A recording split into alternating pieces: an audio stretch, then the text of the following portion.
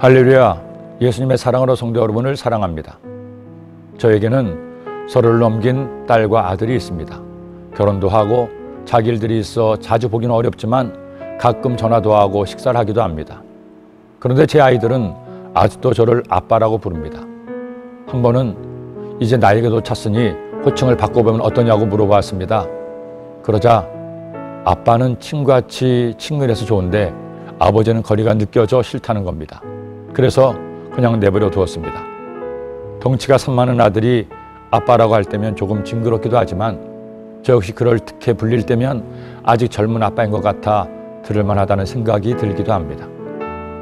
그런데 하나님께서 우리에게 이렇게 아빠로 찾아오셨다는 겁니다.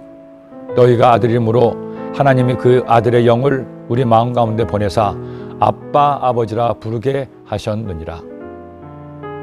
이스라엘 백성들이 율법 아래 있을 때에는 하나님의 종의 신분이었습니다. 율법대로 살면 칭찬을 받고 복을 받지만 그렇게 살지 않으면 종이기에 심판을 받고 벌을 받았습니다. 그런데 하나님의 아들인 예수님이 세상에 오셔서 우리를 대신하여 죽으심으로 그를 믿는 우리는 이제 더 이상 종이 아니라 하나님의 자녀가 된 것입니다.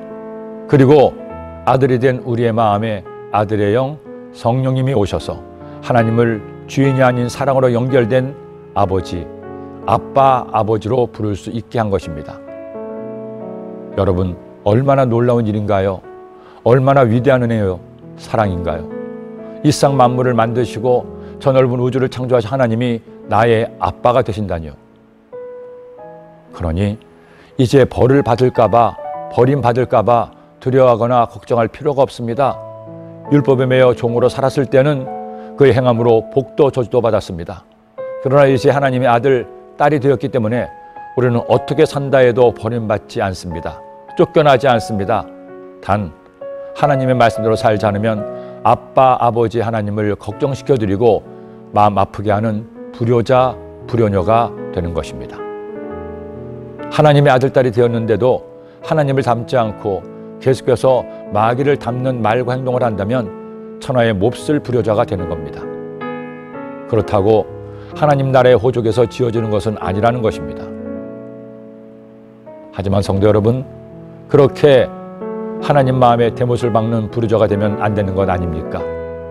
예수님께서 당신의 생명을 값으로 지불하시고 나를 하나님의 자녀 되게 하셨으니 이제는 하나님 아버지께 효도하며 살아야 하는 것 아닌가요? 그러므로 내가 이후로는 종이 아니요 아들이니 아들이면 하나님으로 말미암아 유업을 받을 자니라. 이제 하나님을 아빠 아버지라 부를 수 있는 아들이 되었으니 우리 하나님의 유업을 이어받아 하나님의 뜻대로 삽시다. 하나님을 가장 먼저 가장 많이 사랑하며 삽시다. 내 이웃을 내 몸처럼 사랑하며 삽시다. 그래서 우리 모두 하나님의 효자, 효녀가 되시기를 축원합니다. 기도드립니다. 사랑의 예수님, 나를 위해서 이 땅에 오시고 나의 죄를 대신지시고 십자가에 죽으심으로 저희로 하나님의 자녀가 되게 하심을 감사합니다. 하나님의 자녀가 되었으니 하나님 아버지를 아빠 아버지로 부를 수 있게 되었으니 감사함으로 하나님 아버지를 닮아가고 하나님의 뜻대로 살아가는 모든 성도님들 되게 하여 주옵소서. 예수님의 이름으로 기도드립니다. 아멘.